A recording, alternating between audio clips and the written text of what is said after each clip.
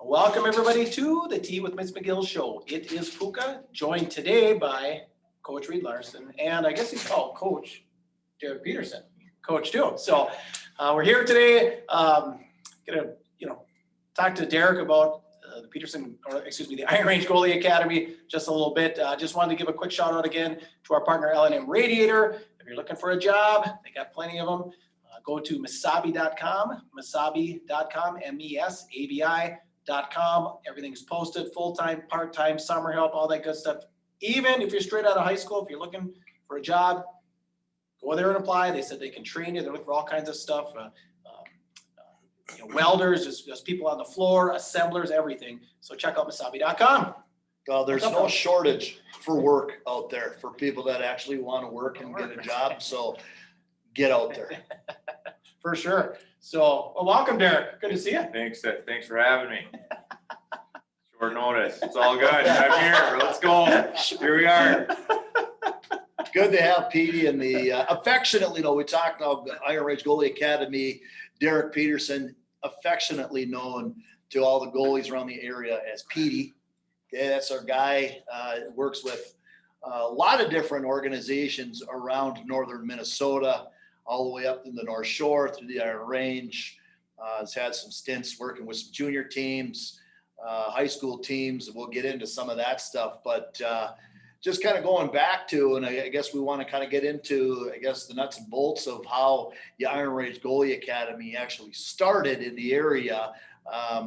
You started right after a successful playing career, high school hockey, went right into coaching right afterwards. Talk about how you got started coaching goalies. Yeah, actually, my first goalie I ever coached was Sidney Helmrich here. I started in the Lightning program. There's a name. Yeah. So, but I worked over here in 2006, 2007. I was a graduate of 2006. But then I went over and started helping back with Virginia with Keith Hendrickson and that group of kids. From there, worked some summer programs, worked the high school team a few years, and just kind of gradually I was still living in Coleraine. I was attending Itasca, and I didn't go and play the juniors. My passion was teaching and coaching and kids, and that's just kind of where it started. And I was a goalie, obviously, so there was a need for goalie instruction, goalie help. Any extra time with the kids in the net was good time spent for whoever I was working with at the time. Well, and goalie coaches that actually know what they're doing are few and far between, to be honest with you. There's the connection there. You talked about, getting started with that summer hockey camp in Virginia with Keith Hendrickson, and shortly after Keith left, we started our own. As I was the head coach there in Virginia for 7 years, and we brought Petey in, as many times as we possibly could in the summertime. So he was a part of my hockey school for out of my 7 years. I think at least 5 of those years you were over helping out, and that was just kind of at the start of, I should say, the first couple of years that you were with me. It's just kind of at the start where you started the Iron Range Goalie Academy. Yeah, absolutely. So once I was kind of done in this area, got done with Itasca, I went to Bemidji State. Luber Sertich, he was the U.S. Olympian, is a range guy, Virginia guy. I was able to work with the women's program in Bemidji, and from there, again, I moved back home after graduation, got a degree in teaching, coaching specialty. Decided, hey, you know what? I want to start something else. There's always been something in the back of my mind. I want to do something a little extra for goalies. It was always just in a dream, a thought, a wish, and I went for it. I dove in, and I was like, well, what am I going to call this thing? Well, I said Iron Range Goalie Academy. I bought a house. I used the detached garage. I don't even think I parked in the detached garage. I think I started painting the walls white and getting the synthetic ice ready to go, and like a barber, I sent out my first appointments. I mailed letters to all these people to sign up for appointments, and that's just kind of how it all started. Really old-fashioned wacko, but guerrilla marketing. Yeah, yeah. And then word of mouth has been the best thing so far for me. So that's here we are. 2013 was the initial year of the start. May Day. So, Mayday. Well, that's good. Like you said, word of mouth, you've done a lot of your own marketing on your own to try to get the name out there. I mean, I think that very first year in 2013, I had 3 Iron Range Goalie Academy hats. I had a car decal. I had, T-shirts in hand, and every single kid that ever came to your camp got a T-shirt, got a hat, whether it was a stocking cap or a cap.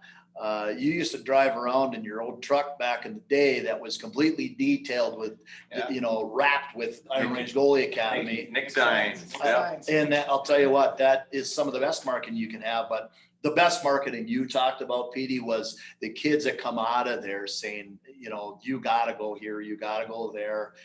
And I think about just one of the goaltenders that I had come through my program with Taylor Greenwald coming through my program. And he always talked about that is the best coach that I've ever had. And I'm like, geez, thanks a lot. But you know what? I don't blame him, because that's, hey, as a hockey coach, I don't know half of what Petey knows to be able to teach goalies. As a high school hockey coach, I can't sit out here. I can work with a couple of things here, get shots on you, but what these guys need is a connection with somebody. And that's what they had with you, Petey, is a connection. Yeah, it's a lot of it's a hockey team, a hockey coaching staff. It's an army. Everybody has a responsibility. Your job is to conduct traffic. You have your D coach, you have your forward coach. You're the one who oversees all that. But most teams at that point in time really didn't have a goalie specific guy. Right. And again, you got to have someone that has more than half a clue. Yeah. We're all a little little bubble off here and there, but at the same time, you if you're nuts enough to stand there and take pucks to the head, you might. You're more little attention, a little extra good attention here and there is going to be beneficial in some way, shape, or form. Yep. For you. So what year did you start? So actual goalie coaching 2006, and then I went. Yeah. Academy was when? 2013. Okay, yeah, because I think back to, I played 2 programs, played Chisholm program and Hibbing program. Now, Hibbing did have a Sunday night deal with Pete Hyduke that he ran, but all those years in Chisholm, yeah, I mean, you're talking, your quarterback, your shortstop, your goalie, and like, nobody's focusing on it. So yeah, you definitely served a cool niche. Yeah. Well, yeah, you get into that. It's like, coaches always used to say, just stop the puck. That's not that easy. Yeah, all right. Get in there. Dig into what some of the main focuses. Okay, a new guy comes into you. You haven't seen him play before. You don't know him. What are some of the first things you do with a goaltender just to start to dig into helping this guy become a better goaltender? You get to know him as a person first. It's the only reason I've been successful is because you got to put the person first. If I don't know how to communicate with the person, I can't understand their strengths, their weaknesses, I'm not going to get anywhere. Then you look for athletic ability, you look at their drive. Then you get them on the ice and see what they can do. What I already mentioned, what's their strengths, what their weaknesses, their drive. Can they stop a puck? Do they want to stop a puck? How are their fundamentals? How are their feet? How's their hand-eye coordination? Are they athletic? Do they play other sports? So you put all that together, and you know what? Bibbidi bobbidi boo. Kind of, you either got it or they don't. So you talked about the garage. What does the wife think? So he's got this great. I've been to the garage. It's awesome. Yeah, it's just like I said, the walls are white. I mean, it's like a mini hockey rink with and in the pictures, state tour. It's got the jerseys, got the hats. But what does the wife say? Is she happy about parking out? It's 30 below. She parks outside every day. We have a tuck under garage in our house. Well, when she had the Toyota, she could sneak in there in the winter. Well, now we've got her a little bit. We got two children. We got two children now. So we had to get a little. We're a little bit higher up. A little wider with the new vehicle, the Chevy now, and all of a sudden the vehicle doesn't fit in the garage anymore. So it's I just pray for a little bit warmer weather, not as much snow, so I don't have to plow the drive. And I got a long driveway too. Yeah. It's an in-town driveway, but it's still a lot of. To answer your question, Raj, she's been very supportive of the whole thing. She's been great, and it helps. That helps if you got the support from your partner there, and I got nothing but good things to say about her. So awesome. Good.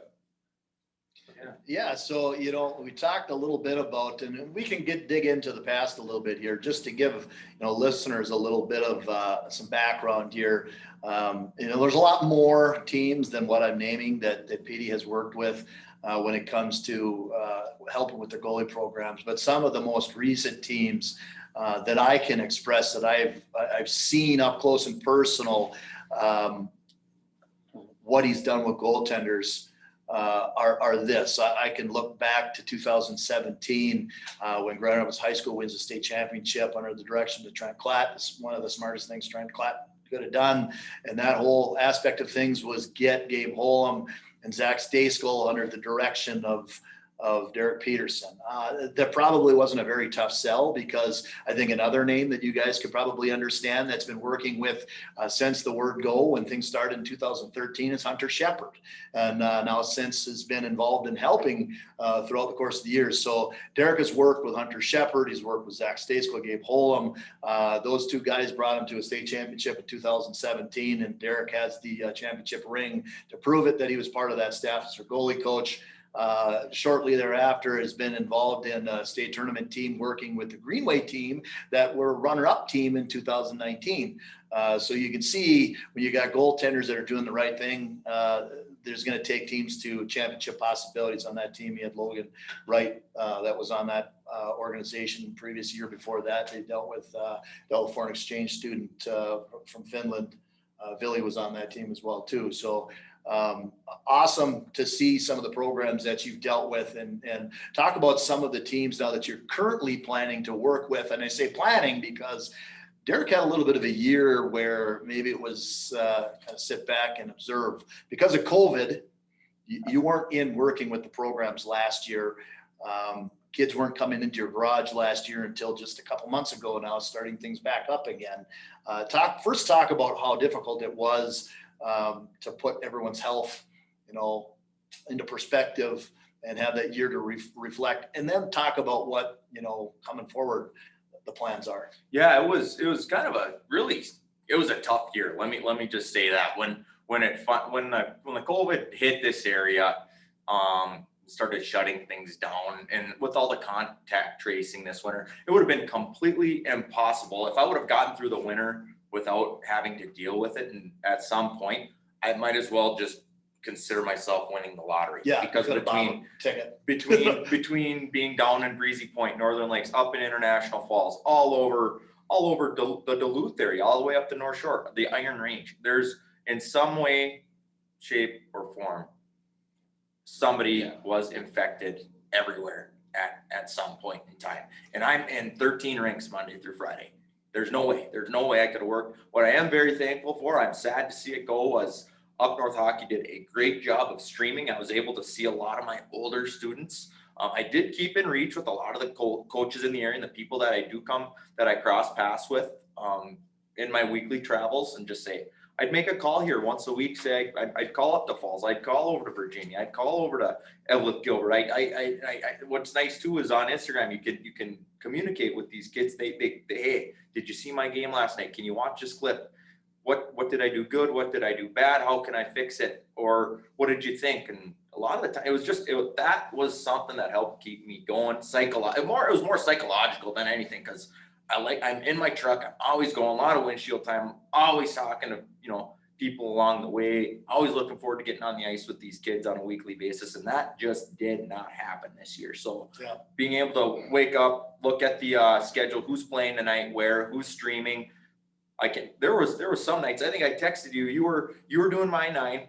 Up North was doing a game, so I had that on my tablet. I had you on TV. I had another game that was like being streamed by the school on my phone, and then I was looking at my wife's phone because she had another game going, and it was boys and girls. It was really, I will say the technology in that aspect was very beneficial. Well, I got to back up for a second now, because you talked about this year stuff. I talked about the 17 team. Sorry. I talked about Greenway, Yep. And then recently. You've been involved with another team, or I should say the goaltender for my brother's team, Northern Lakes Lightning, that went to the state tournament this year. Talk about that. Yes. So I got called down there about 4 or 5 years ago between Breezy Point and Crosby just to do youth association work, and that's what I do. I work with young goaltenders. Eventually they end up on the high school team, and it's all about development, progress, and climbing the ladder. And you know what, it was their year to go. They had a good batch of kids there, and Adler Hoagland was the goaltender. He was dialed. They had a scare in that section quarterfinal. Yeah. But they got through Monticello there in the final, and they got their opportunity to play in the state tournament. And it was always just back and forth. And if I'd have a chance to stream in, that's what I would do. And well, it's funny that you mentioned that state tournament team, because of course they run into the juggernaut at Gentry Academy, and we're not even going to get into that whole cup of tea as far as Gentry Academy. Let's not even go there. But that game, I think it ended like 8-1 or 9-1, whatever the final was in that game.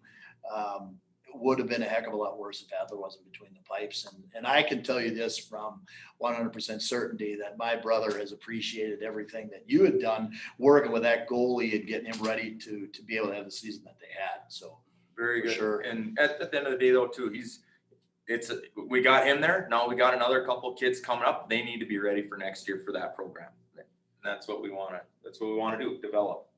Absolutely. So Reed mentioned Hunter Shepard. So like I said, worked with him, some national titles at UMD. Just talk about him, or you have any funny stories about him, or just the kind of kid he is? He came back. We spent a lot of time together this fall. We spent some time in the boat. Actually Hunter helped me in Breezy Point, Northern Lakes. He was down there every week with me, at least once a week. And a lot of his off, once he's done playing college hockey, they get cut short. Well, he's got his contract now right now they're in the playoffs with the Florida Everblades in the East Coast League right now. Series is tied 1-1, but he's got his contract with Hershey. Well, he's got to get ready for a season now. Well, luckily we've had ice in Grand Rapids, and we had ice in Coleraine as well early. We were able to utilize that ice on a daily basis. We went 2-3 times a week, just prepping him for his season. So off the ice, just a lot of good laughs, just a lot of good stories just about his years in junior, years at UMD, and then just a lot of good hours spent in the vehicle and in the boat this past fall. Well, there's got to be a feather that goes right in your cap when we talk about Hunter Shepard, because being the first goaltender from Grand Rapids to ever win that Frank Ribsack Award, I'm sure is something that you hold close to your heart. It's Hunter. That was all Hunter. I mean, all I can do is just, I'm just the guy shooting the puck and giving him the message. He's the one doing the work. Yep. He's the one with the heart. He's the one with the work ethic. I have nothing there.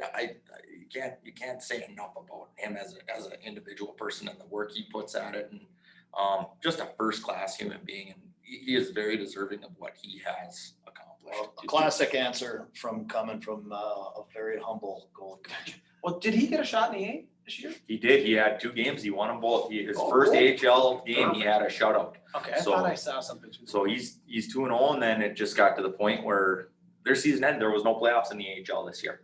So then he came back down. In fact, last night, I think was the first night he lost in about a month and a half.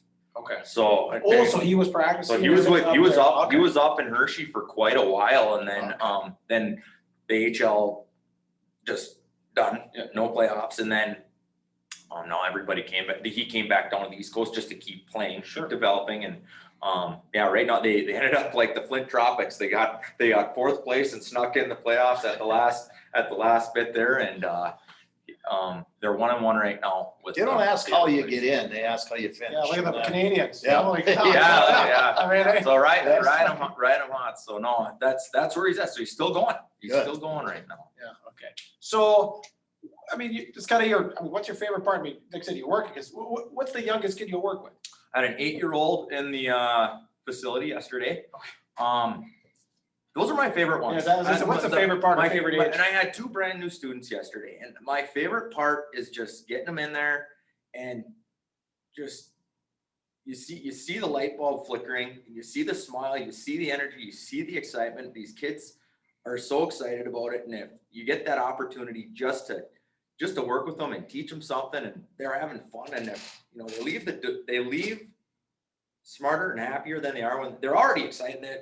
The parents tell me, we've been waiting to get in here. We're so excited to get in here. Thank you for getting them in here. And it's like, no, thank you for bringing them here. And I just seeing those kids light up when they put that gear on and they're doing what they love to do and just helping them just be better. That's what it's all about. The very first time working with the kid is always most rewarding. So how often do you have a parent come in and say, from the time they joined, they wanted to have the pads on, or they always went to the net? Did you have any of those? And it's funny. I'll share two stories. There's one kid who dad's fighting him. I don't want my kid to be a goalie, and it's like, Dad, I want to stop pucks. Okay.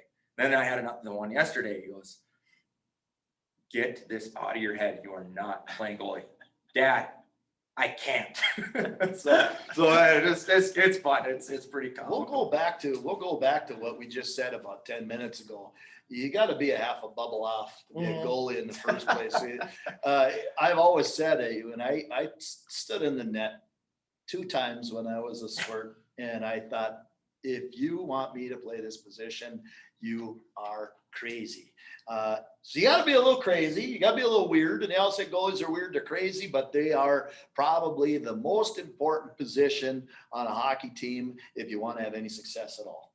Yeah, I'd say so. And was it Jerry Cheevers, Chico, just name a couple of them old timers, but you don't have to be crazy to play goalie, but it helps. Yeah.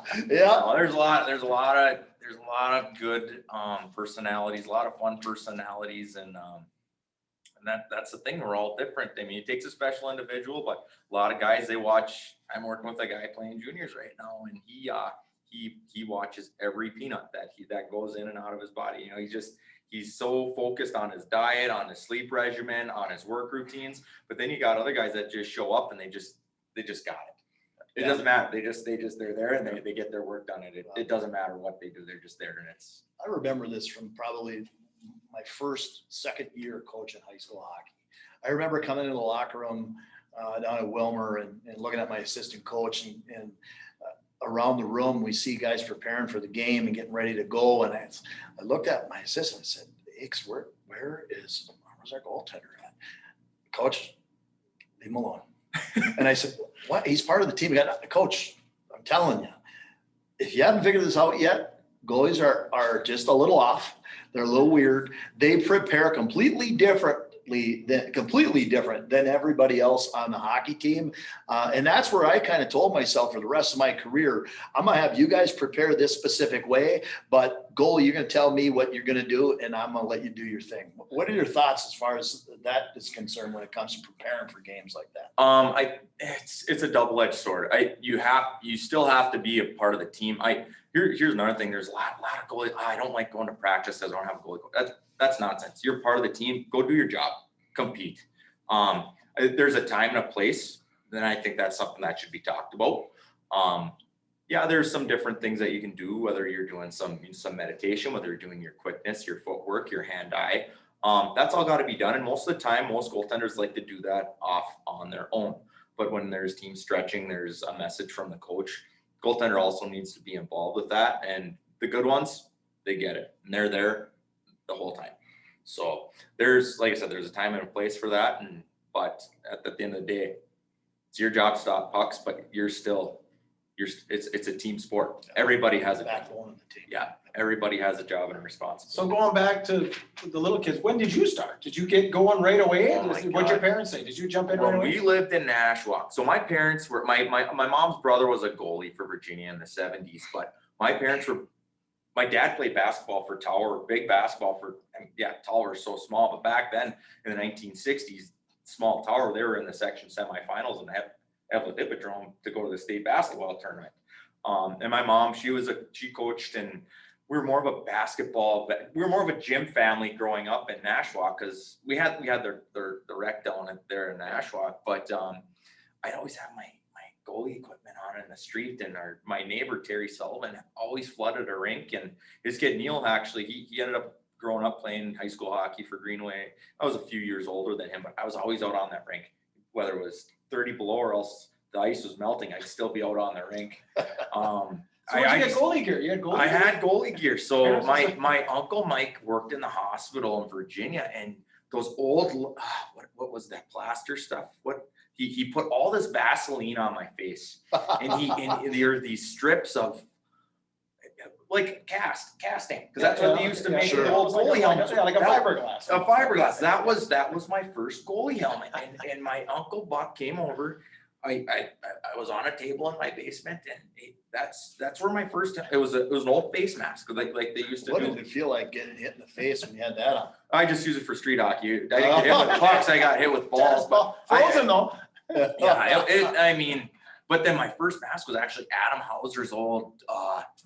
That's a name. Jofa. It was like a Cooper Jofa Kelly Rudy type mask, and I had like I had all the NHL stickers on this big plastic shield. Oh my god, it could have gone over a bumper of a vehicle. I mean, it was Adam Hauser's helmet. It didn't fit, it wiggled, but my god, I thought I was the king. That when I goes had that back thing a on. little ways. Adam Yeah. Hauser goes back to the Yeah. 90s. In fact, he was a goalie at Greenway that we played against when I was at Grand Rapids High School, and then he went on to play at the University of Minnesota. Yeah, And won a national title. Yeah. Yeah. Total So, stud. but that, and then my dad, I'd always ask my dad, can you come shoot on me? Dad, can you come shoot? It'd be 100 degrees outside. I'd have all my goalie equipment on out in the street. Dad, can you come shoot? I'll shoot 10 pucks at you. Okay, if I stop 7 or 8, can you shoot 10 more? It was just that sort of thing. And 100 and something degrees outside, and I'm gonna go back to saying the goalies are half a bump. yeah, So how old were you at this time? Were you already like playing basketball, but on your spare time you were putting a goalie gear on? we didn't move till about second, third grade. So I had to have been between 5, 6, anywhere between 5 and 7 years old when I was doing this. And so I committed to goalie full time, by third grade. Well, fourth grade, I played kind of both, and then fifth grade on, I was just goalie land. So.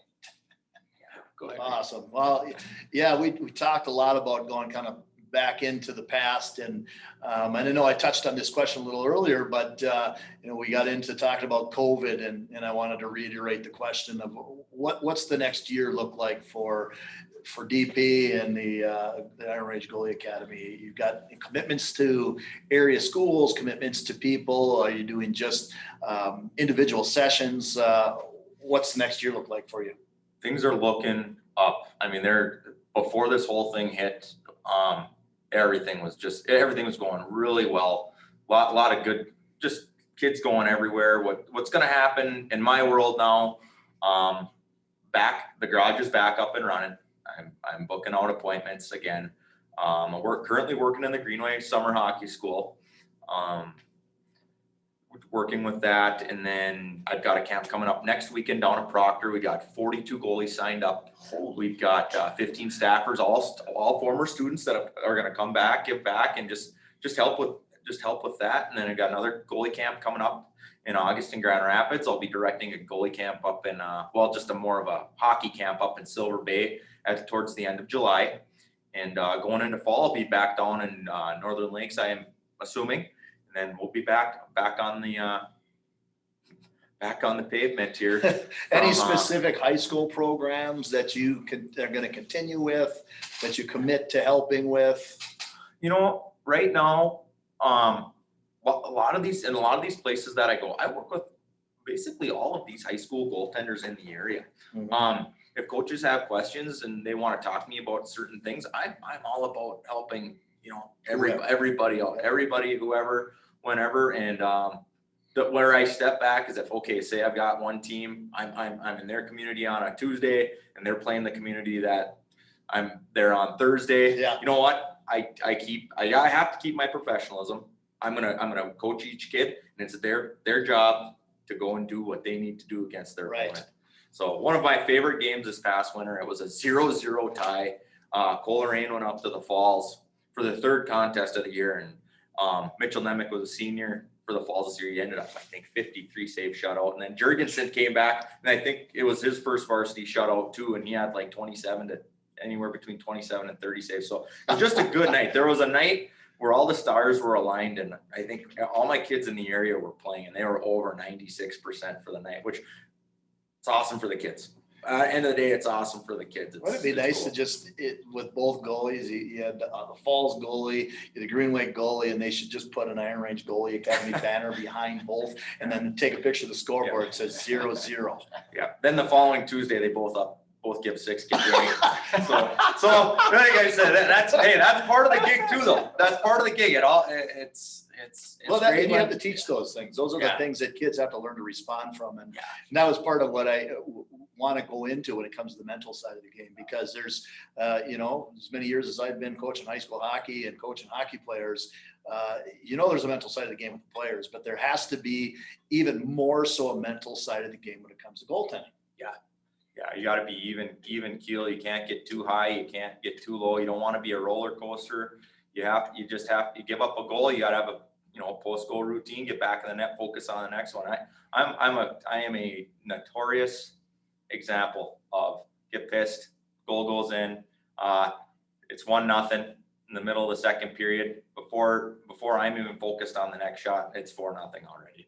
Yeah. So it happens to the best of them. You've seen it in these playoffs if you've been paying attention. It happens that fast. So you have to refocus. You have to reset, and it's gone. There's no rewind button.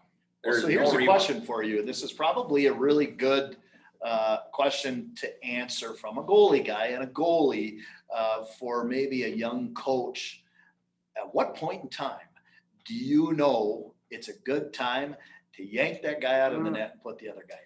When do you know when you're ready, you're in a game, goalie's been letting a few in tonight, coach is thinking, I got to make a goalie change.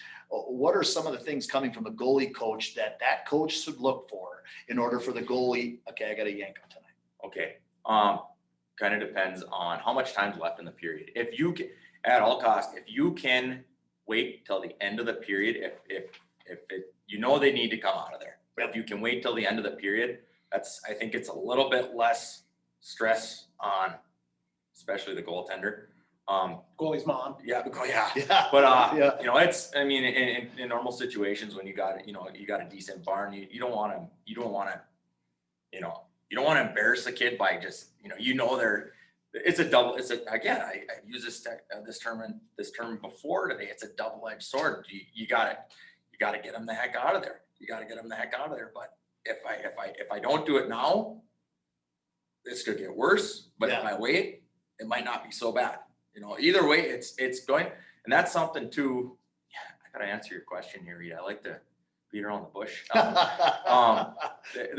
Maybe there's never a good time. From the goalie's perspective. Yeah. Right? Sometimes it's just obvious. Get them out of there. Get them out. Look at the other guy. Point your finger. Get to the net. Well, I think coming from a coach's standpoint too, and Puka has probably seen enough of it on all the benches that he's been on in his day, that I really look for body language. You look to see. That was the word I was looking for. You look to see what is the goalie, what's his attitude look like. You can tell is that goal after he gets scored on, is he slouched down, is he staring down at the ice, or is it tink tink back out and ready to go? I mean, I don't care if he just let in 4 goals or if he let in 2. After that second goal, if it happens 2 within a matter of 30 seconds, and you can tell his dauber is down, then I'm already looking over at my back. I'm going, I want you to start getting your glove ready to go here. And you noted on something for me that I've always thought, just as a coach, and this is for years of coaching, that if you can wait till the end of the period, that does wonders to save confidence for a goalie. I always used to just think to myself, put yourself in their shoes. You can take a guy off the ice that's a player because you're doing that all game long. But there's one player on that team that you can tell everyone in the building just by what you're doing that they're not having a good night. And that's the goalie. You yank them out in the middle of the period, everybody just knows this guy did not have a good night. So if you can save confidence by waiting, sometimes you can't. What if somebody just scored 4 goals in a matter of 2 minutes? Is it time to pull that goalie, or you're having a tough night? Are we just going to ride it out? Yeah, get them out of there, because you know what, eventually. And here's the thing, from the crowd's perspective, I'm just kind of thinking as you're going here, from the crowd's perspective, it's going to be 30 seconds to a minute. And unless the other guy goes in and completely lays another egg, it's going to be forgotten about. But really, to the guy in between the pipes there, it's gut wrenching. It's tough. But at the end of the day, got to come back, put your work boots on and, go at it again. Yeah. That's it. Absolutely. I mean, it kind of brings on the next question. Does it help with a goalie in this scenario? Your goalie got yanked. Okay, say you got yanked after the second period last night, and we got a game tonight. From a goalie coaching standpoint, how much does that play into that goalie's confidence when you're able to come back to that guy? There's got to be a conversation had. And you got to keep things positive. Yeah, you got to reflect on the negative, but you got to move on from the negative, because there's been situations with guys where they don't have such a hot night, whether it's bad luck, it's just it didn't go well, whatever the situation.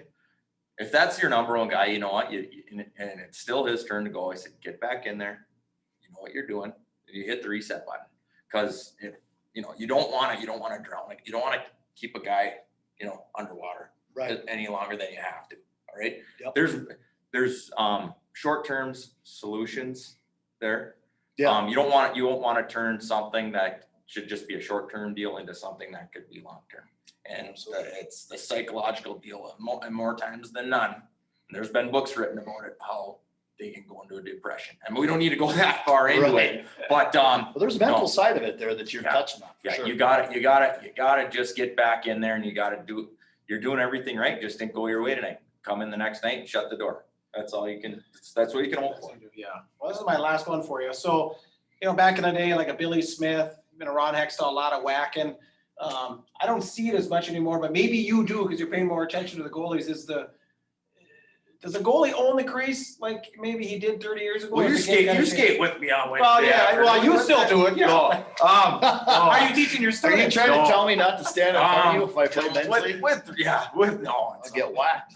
No, we just sit there and laugh at each other. We're all slow, but if someone gets in your grill, then you might want to just get out of my spot, get out of my crease here. But no, there's been rule changes now. I mean, you can be as long as you're not interfering with a guy, you can stand in his crease. But there's not if you get run, absolutely. There still has to be that. You gotta have a pulse in there. Oh yeah. It's a level of compete too. Yeah. For the most part, it's when that's going to happen, it's usually a coach. A perfect example. It happened my senior year, but we don't need to talk about that. You run a guy into if he's dialed and you can't get nothing past him, you run him, because you know what? Now he's more pissed about that than he is actually stopping the puck. That's it, and that is a good coaching strategy. Is what it is. That's going to test the mentality of your goaltender. Well, it is, and I'm just going to give this as just kind of. I don't do that as a coach, but no, that's a good. No, you know what? It isn't. Say the word run a goalie. It's different. I would just, as a coach, say you got to go to the net. Go to the net. Go to the net. Go to the net. Yeah. And that to your players is, you know what? That net tonight we're going to count how many times that net gets knocked off its moorings, and then we'll know whether or not that. And of course, the referees in the area are going to say, I don't know if I like that, because that's not kosher. That's hockey. That net gets knocked off, and there is a reason why they went from that post that used to be drilled into the concrete underneath the ice to the moorings that come off, because people are running in the net a little bit more often. And you mentioned it, a goalie that is going to own his crease. Guys aren't going to go to that net as often anymore. You're going to think twice. For sure. Yeah, that's like a Hextall, like a Billy Smith, all that kind of stuff. Yeah. It was just different, back in the day. What do you think about? There was rumor. Was it the last contract or 2 contracts ago with the NHL? They were talking about, but the pads used to be 8-inch. Now are they a foot? They're 11. They're 11 inches wide. And they were talking about bringing that back down. What would you think about that? I think they're absolutely nuts. It's guys shoot harder now. You honest to God, I got hit in the face this morning with the puck on a jam. I was just working a drill. I got hit with the puck. I mean, I didn't have my. That puck hurts. Yeah. Like you're gonna make the equipment smaller and make it that much more difficult for guys. Yeah, we'll still go in there, but that puck is coming fast. Some guys. Zach Stejskal, let's talk about him real quick. I know we're getting low on time, but he's where he's at right now, he's a world-class goaltender for where he's at. 100%. His going into his second year of junior, he was with Central Illinois, and he went to man camp. He took a puck. It went right through his goal cage, Oh, right through his. I mean, you think went right through his goal cage. It bent the cage. The puck got stuck and it hit him in the eye. His eye was swollen for a week. He had a concussion. Broke the cage. It was a pretty scary deal. Again, we're not talking, leg pads or gloves or blocker, but anything you're going to do to give the advantage to the skater to score. I mean, look at these sticks right now. Everybody, God, I go to a Pee Wee practice and these kids are ripping the puck faster than my high school team did 15 years ago. Sure. I hear you. Every kid can, the technology it's great. Don't get me wrong. It's great. It's unbelievable. It's giving every kid an advantage, but at the same time, the goalies are, let's continue to give the goalie the short end of the stick. Let's make it his job even harder. Yeah, and all they're going to do by shrinking the pads is continue to take, if you're looking at the upper levels, well, okay, that we're going to make the pads smaller. Well, then we're going to have to recruit bigger goalies at the higher levels. And they're already doing that, whether it's college or professional goalies that are getting recruited. I mean, they're already telling you, if you want to be a goalie that plays in the NHL, you better be 6'4". Yeah. You better be 250 pounds. These guys are huge that are playing. And it's like, if we want to keep shrinking that equipment, there's going to be no chance for an undersized guy to play at a high level like that. My biggest thing there is just safety. Yeah. If you can stop a puck, you can stop a puck at the end of the day. But in terms of safety and coverage too, that's just where you're pissed about that. Cause I'm a goalie guy. You scoring guys like, all right, well, and that was the thing. Lucky. Hey, I didn't score. I was that guy you were just talking about before, the one that would go flying into the net. That was my job. I didn't score goals. So Get up he was a goal scorer. Get up. So and if it does happen, guess what? It happens. We got to deal with it. Yeah. There's no excuses. That's another thing. There's no excuses. Your job is to stop the puck. You can complain, whine, no matter what. Puck gets behind you.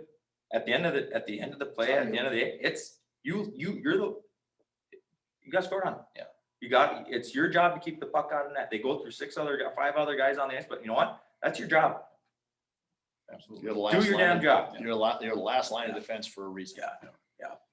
So, well, that's all I've got. You got anything else? No, I'm just Okay. excited that we had DP here in a chance. We talked about this way back in February, March, when we were doing some of our shows with Miss McGill, and we said we got to get PD on here. We made some time for it. I'm glad we got a chance to do it. And I don't know about you, Puka, but just like I said, 18 years of being a hockey coach, and I can always continue to learn. And that's one area for me that I need to learn more about is goaltending. I appreciate having you here. Yeah, thanks, PD. So, Absolutely. Thanks. I just wanted to make a quick shout out. I want to thank Travis Weber, Pete Samardzija, just 2 good range guys that have, kind of just made me realize my dream, and, always been very positive in everything with, whether it be coaching, whether it been playing, just life lessons with those guys too. And they were just awesome mentors for me, both as a player, now as a coach. And these relationships continue to grow, and we keep just becoming better and better people at the end of the day. So like I said, Pete Samardzija, Travis Weber, just great guys that have, kind of led the way for me here. So thanks to them too. thank you. Awesome. Yeah. So as we close here, like I said, if you're looking for a job, masabi.com. We'll put the website in the show links. Want to hold that up? C4, that will also be in the show links. You know all about them. And Chomp's Meat, we also put them in the show links. I had So a couple of those sticks before we started. Yeah. They're good. they're a good snack. So all that'll be in the show links. Maybe we'll even put the Iron Range Goalie Academy in the show links too. So I am Puka for Reed Larson, for Derek Peterson. We appreciate you watching, listening, whatever you're doing. If you like the show, please share it out, especially if you're a goalie, share it out to your goalie friends. We'd appreciate that. Get out there and be your dream. You're tuned to the Tea with Miss McGill show.